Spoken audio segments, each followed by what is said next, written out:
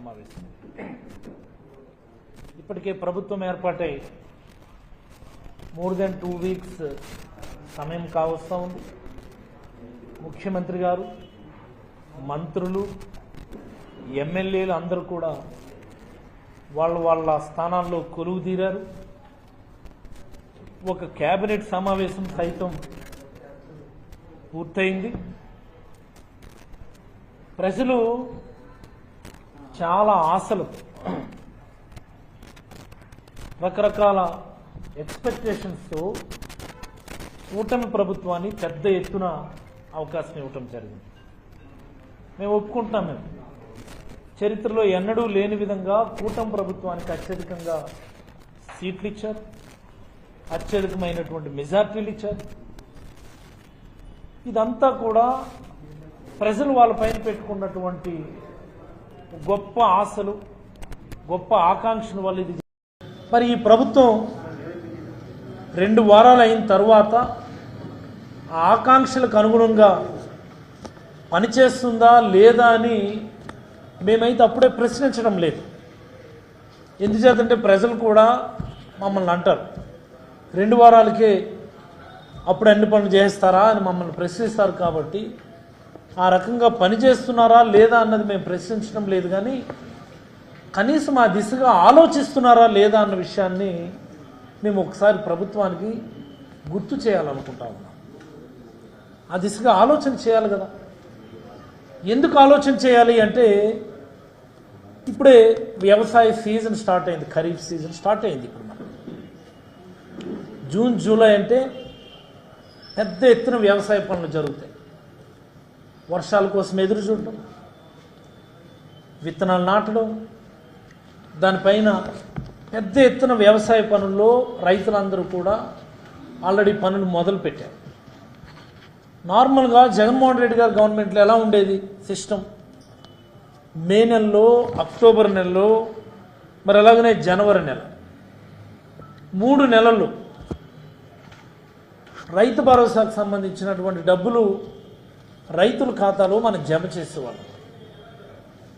అంటే రైతులు పెట్టుబడి కోసం ఎవరి దగ్గర ఆధారపడకుండా, ఎవరి నుంచి సహాయం ఎదురు చూడకుండా నేరుగా ప్రభుత్వమే రైతులకు సహాయపడి పెట్టుబడి సహాయం అందించి వాళ్ళ వ్యవసాయ పనులు విజయవంతంగా జరిగేట్టుగా జగన్మోహన్ రెడ్డి గారి ప్రభుత్వం గత 5 ఏళ్ల కాలం కూడా, ప్లీజ్ మార్క్ మై వర్డ్, గత 5 ఏళ్ల కాలం కూడా ఎక్కడ ఏ రకమైనటువంటి ఆలస్యానికి తావివ్వకుండా ఒక పర్టికులర్ డేట్ పెట్టి, మే నెలలో పలానా తేదీన రైతు భరోసా డబ్బులు వేస్తాం, అక్టోబర్ నెలలో పలానా తేదీన రైతు భరోసా డబ్బులు వేస్తాం, జనవరిలో పలానా తేదీన రైతు భరోసా డబ్బులు వేస్తామని చెప్పి ముందస్తుగానే డేట్స్ అనౌన్స్ చేసి రైతులు ఎవరి దగ్గర చేయి చార్జ్ అవసరం లేకుండా మేము కార్యక్రమం చేసాం.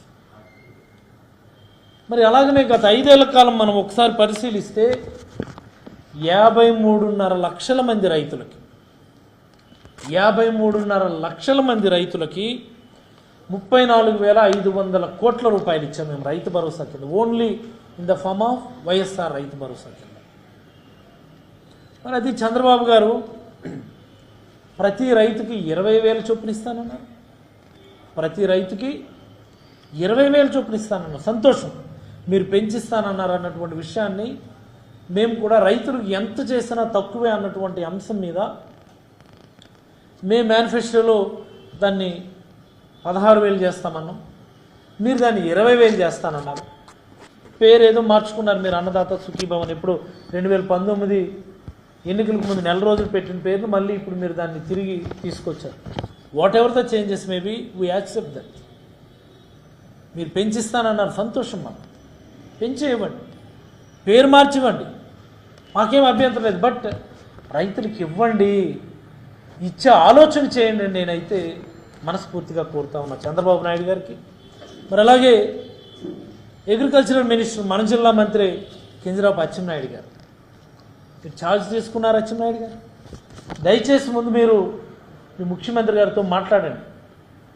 అయ్యా, రైతు భరోసా లేదా ది సోకాల్డ్ అన్నదాత సుఖీభవ, మనం దీన్ని ఎప్పటి నుంచి ఇస్తాం, ఎలా ఇస్తాం, ఏ రూపంలో ఇస్తాం, ఎంతమంది రైతులకు ఇస్తామా అన్నటువంటి వాటి మీద దయచేసి మీరు ఒకసారి మీ ముఖ్యమంత్రి గారితో కూర్చొని దానిపైన రైతులందరికీ కూడా క్లారిటీ ఇవ్వమని ఈ సందర్భంగా మా జిల్లా మంత్రి మంచి పోర్ట్ఫోలియో ఇచ్చారు మీకు, నా పోర్ట్ఫోలియో కూడా మీకే ఇచ్చినారు.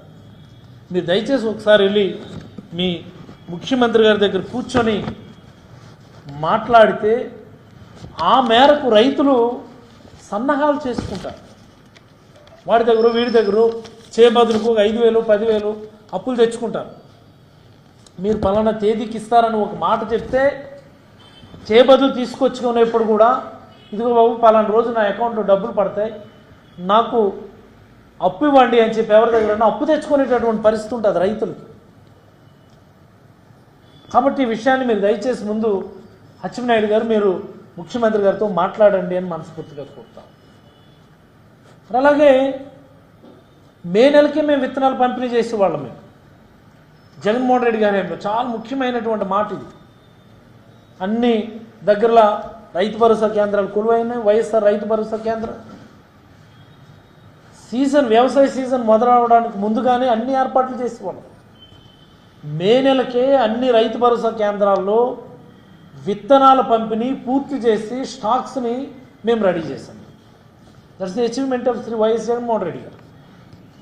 ఈరోజు మీరు చూడొచ్చు, గత 2 వారాలుగా కూటమి నాయకులు రైతు భరోసా కేంద్రాల దగ్గరికి వెళ్ళి ఏ రైతు భరోసా కేంద్రాలను అయితే ధ్వంసం చేశారు, ఏ రైతు భరోసా కేంద్రాల దగ్గర వైఎస్ఆర్ బొమ్మని తీసివేసే ప్రయత్నం చేశారు, ఏ రైతు భరోసా కేంద్రాల దగ్గర ఈ శంకుస్థాపన ప్రారంభోత్సవాలకు సంబంధించిన శిలాఫలకాలను ధ్వంసం చేశారో అదే శిలాఫలకాలు మీ ప్రభుత్వం వచ్చిన వెంటనే వెళ్ళి విత్తనాలు పంపిణీ చేశారు.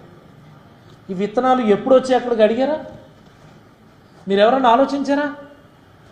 ప్రజలు ఎవరన్నా దీని మీద దృష్టి పెట్టారా? మేధావులు ఎవరైనా దీని బ్యాక్గ్రౌండ్ చూడు, ప్రభుత్వం వచ్చిన వెంటనే విత్తనాలు పంపిణీ చేయగలుగుతున్నారు కదా, విత్తనాలు ఎప్పుడు వచ్చాయి ఇక్కడికి ఎవరైనా ఆలోచించారా? అంటే రైతు భరోసా కేంద్రాలు అనేవి రైతు సంక్షేమం కోసం ఒక మెషినరీ మాదిరి ఎలా పనిచేస్తున్నది ఒకసారి గమనించమని కోరుతా ఉన్నాం. రైతుల సంక్షేమం కోసం, రైతుల అభివృద్ధి కోసం జగన్మోహన్ రెడ్డి గారు తీసుకొచ్చినటువంటి ఒక బ్రహ్మాండమైనటువంటి ఇంధనమే రైతు భరోసా కేంద్రం.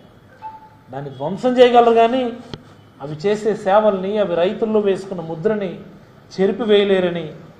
దురదృష్టం ఏంటంటే విత్తనాలు పంపిణీ చేసిన దగ్గర కూడా తెలుగుదేశం నాయకులేమో పసుపు కండువాలు వేసుకొని నిలబడినారు, జనసేన కుర్రవాళ్ళేమో వాళ్ళ కండువాలు వేసుకొని ఉన్నారు, బీజేపీ నాయకులేమో వాళ్ళు కాషాయ రంగు కండువాలు వేసుకొని ఉన్నారు.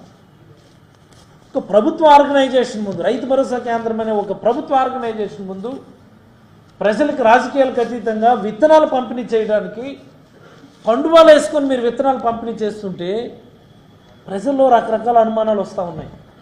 అంటే వీళ్ళు విత్తనాలు కూడా పార్టీ పరంగానే ఇస్తారా? వాళ్ళకు ఓట్లు వేసిన వాళ్ళకే విత్తనాలు ఇస్తారా? మిగతా వాళ్ళకి విత్తనాలు ఇవ్వరా అన్నటువంటి అనుమానాలు వస్తూ ఉన్నాయి. మనం చాలా దగ్గర చూస్తూ ఉన్నాం, వార్తల్లోనే మీరే రాస్తున్నారు వార్తలు కూడా. విత్తన పంపిణీ ఇంకా పూర్తి కాలేదు అని, సంపూర్ణ స్థాయిలో ఇంకా జరగలేదు, రైతులు ఇంకా మా విత్తనాలు ఎప్పుడు వస్తాయని అడిగే పరిస్థితులు వస్తున్నాయి. మనం కండువాలు వేసుకొని పంపిణీ చేస్తే ఇలాంటివే జరుగుతాయి. ఇది గౌరవ ముఖ్యమంత్రి నారా చంద్రబాబు నాయుడు గారు చాలా స్పష్టమైనటువంటి ఆదేశాలు ఇవ్వాలి. మీరు అనొచ్చు